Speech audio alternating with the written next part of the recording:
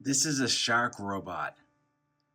You've probably seen these shark robots all over the place, but mostly at like the gift shops, at zoos and aquariums, uh, dollar stores maybe.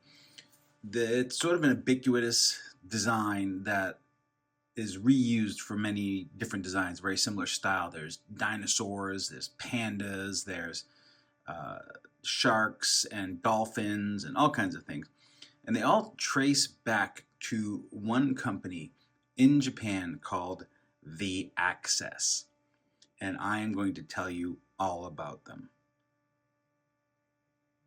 Get ready to take some notes.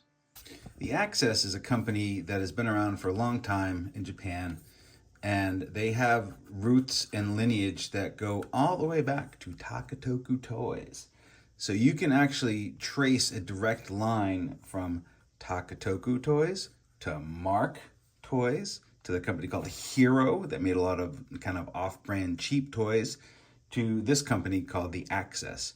And at some point, I'm working on a whole deep dive of where all of this stuff kind of comes from, where the Beatrice molds went to Mark and how they ended up in there, how Takatoku folded and a lot of the assets ended up going into Mark, how Mark split up and became a couple of different companies, one of which being Hero, and then how Hero became The Access.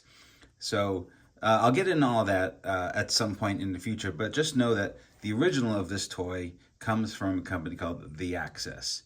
And interestingly, The Access doesn't design the toys anymore. They, when it was Hero, they would do their own, but they ended up subcontracting to this company called Flying Dragon Toys out of Hong Kong.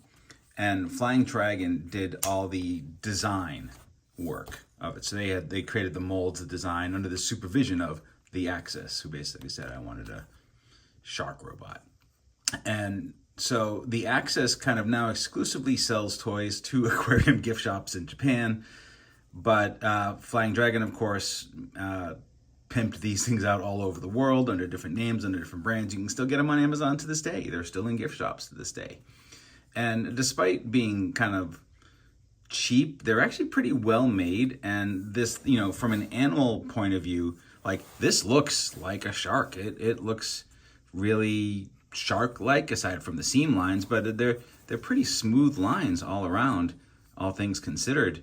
It's really nicely done. I'm actually really impressed. I've never owned one of these until I grabbed this one. And honestly, I got this like in a Goodwill bin somewhere, so I have not paid a lot for it, but they are cheap. They're on Amazon, Walmart.com. You can look them up. And the Japanese line, these are called Seabatron.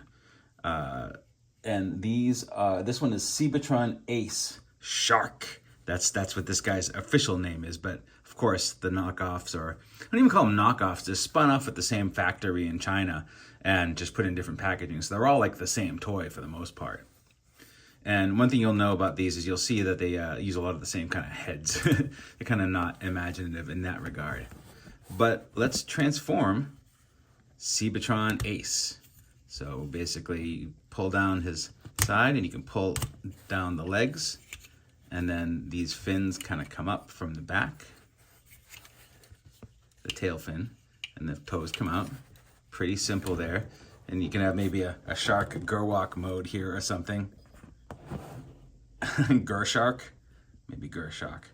For those of you who don't know what a Gerwalk mode is, I'm old, and it's from Macross and Robotech.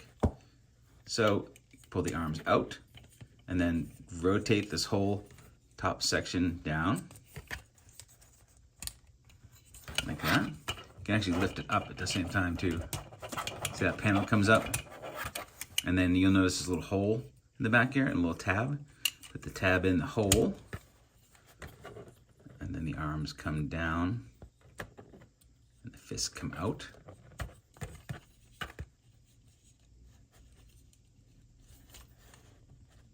You can rotate this if you wanted to, which I will. And all of these Flying Dragon toys, it's like they use the same head design for every robot they did. I mean, it's vaguely Gundam-like. They've made bus bots and fire truck bots and train bots, and they all kind of have this look to the head. But I mean, it's pretty solid, all things considered. The construction of it's really nice. It doesn't really feel cheap at all. Some instances of this come with a gun, and some instances of this come with a shield. Of course, as I got this one loose, I have neither. But it is a shark robot as advertised. In Japan, they have a special clear version box set of like 3 different sea animals. There's like a shark, a whale shark, and something else, a dolphin. And I'm trying to get that set. They also make an insect robot set that is different than the typical insect robots that you see that are based on the old converters mold. These are all new. They call like Seabatron or something like that. I'm gonna look those up as well if I can locate those. I just love that it's just a big dumb shark-faced robot, and it actually makes a nice shark and a nice robot. So I don't know. I mean, I've had many. Again, it's one of these things you didn't know that you had until something clicks and you can tie it all together. I've had a bunch of things designed by Flying Dragon over the years, and we reviewed them on CollectionDX many times over. They just sort of come into discount stores and dollar stores, and we just go, oh, these look cool, and they're always really nicely made.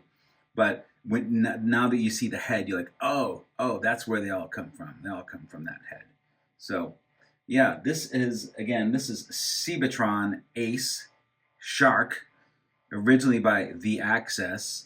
Which release this is, who knows? They're all just stamped "Made in China" on the inner leg here. It'll say "Made in China."